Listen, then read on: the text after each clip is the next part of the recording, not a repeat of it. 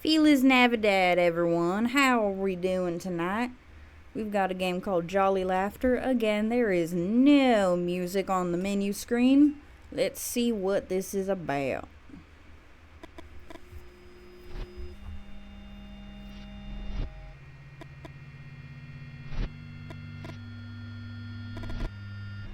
Ooh. Interactive Christmas card. So it seems like there's going to be a lot of text in this game. I cannot guarantee I'm going to read all of it because, I'm not good at talking. You open your eyes and feel the cold chilling your bones. Sun is rising and you're naked in Central Park. Damn, I'm red. How the fuck? You try to calm down. You don't know how you ended up here or what happened last night. First things first, though, you need to look for something to cover your body with. You don't care about the low temperature that much. After all, cold is part of the myth. The myth? Are we Santa Claus? But you know that if someone finds you like this, police will come. And your bosses won't like that. Who's the boss of Santa Claus? There's a trash can nearby and you notice something in the bushes. Check the bushes. You find a boot.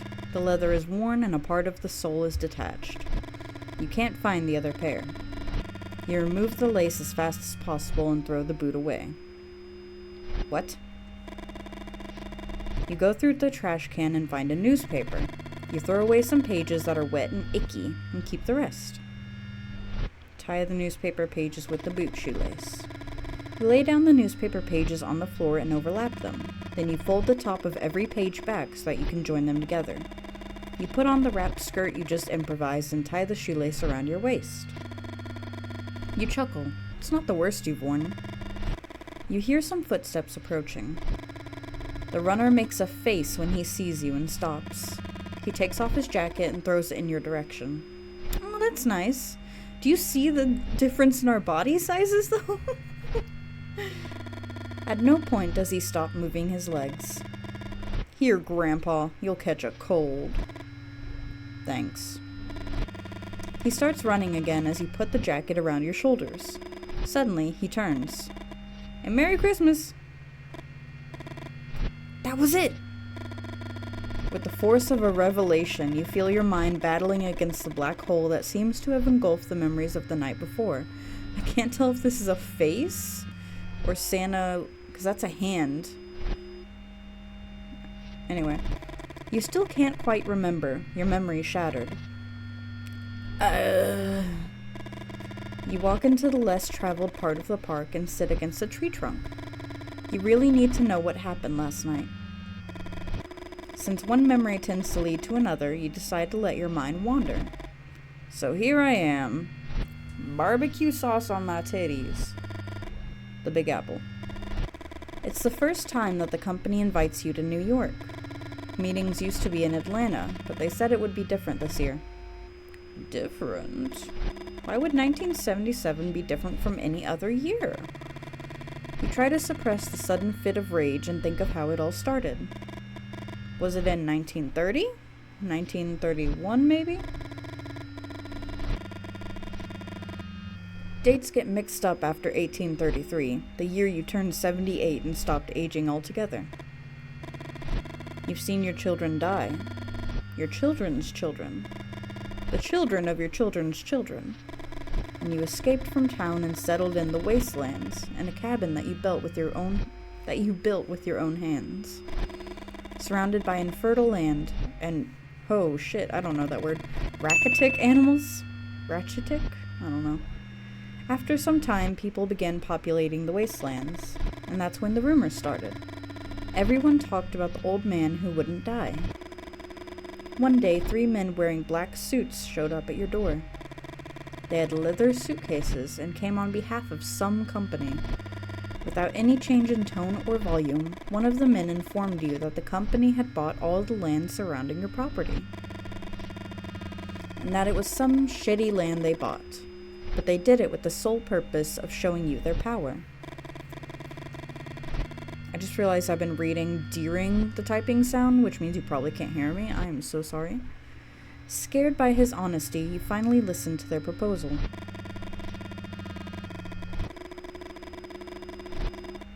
The company was looking for a long-term investment, a jolly-looking old man who would live forever in the minds of the consumers. And on the company's payroll. What is this that keeps popping up? In return, they promised you peace and a land far from any other human settlement. A place where you could lead a life of total isolation. The only thing you had to do was fulfill some specific tasks from time to time.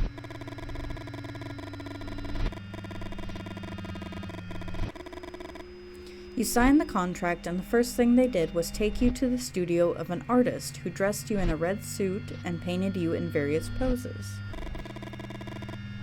"Why red, you remember?" you asked him. The artist didn't answer and asked you to take a sip from the bottle. For a moment, you feel the contact of glass against your fingertips. You hear gas bubbles exploding on the liquid surface.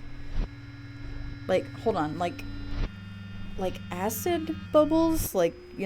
Spooky, scary, ooh, vat of boiling liquid? Or soda bubbles? There's a varying degree of severity here. And almost taste in your mouth that sweet flavor so difficult to describe.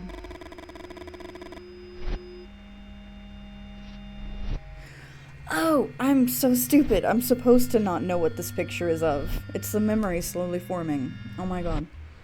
The revelation is getting closer and closer. You try to focus. Another of the tasks required by the company was to participate in meetings with important people. Encounters where you were forced to listen to the requests of the sons of magnates and politicians. You chuckle bitterly and scratch your beard. The children of common people sit on the lap of old men who look like you, but not quite. You work only for the company, perpetuating an ideal that only the children of a few can have access to. You look up at the cloudy sky and squint. Over the years, brand image have begun to change.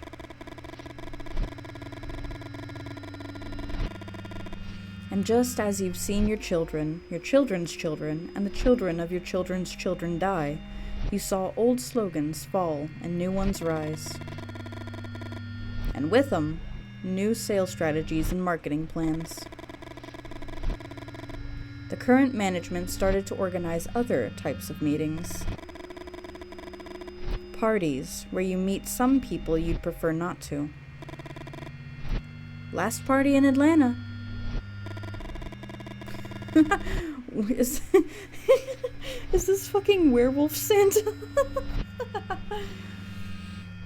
At the last party in Atlanta, you'd been offered some cookies.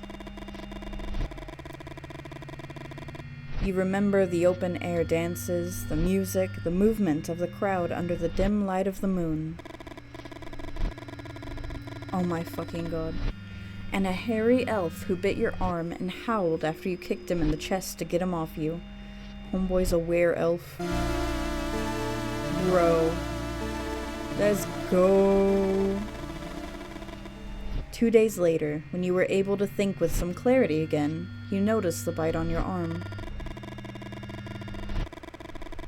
You talked to someone who was present at the party and told him about the hallucinations. His reaction wasn't what you would have expected. He had also seen the furry elf.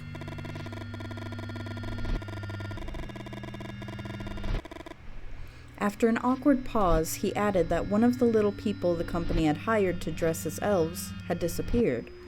What was his name?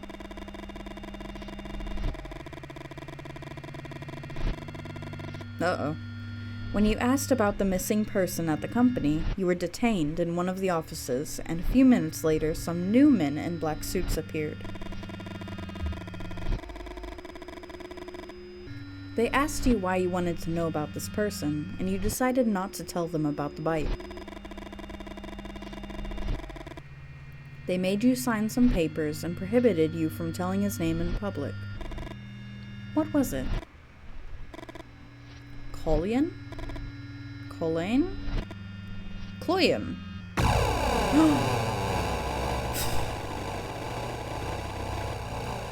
What in the world? Like lightning, the emptiness in your memory seems to have moved to the pit of your stomach. The same stomach that constitutes one of your character's trademarks. A round belly that rises and falls with each ho ho ho.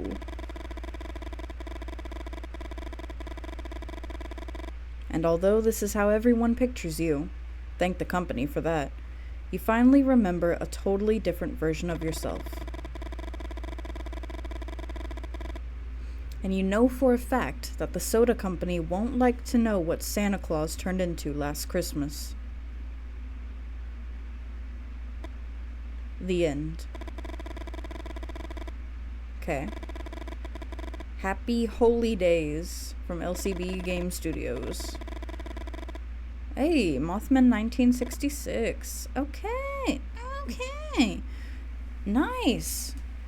Cute, quaint little Christmas card. I love the artwork. Give it up for Where Elf Santa, everyone. We'll be back with more games later in the week. Happy holidays, and yeah, have a good December. Stay warm. I've been riding home on my scooter every day, and I feel like eventually I'm definitely going to get frostbite on my fingers, so wish me luck. Alright, bye.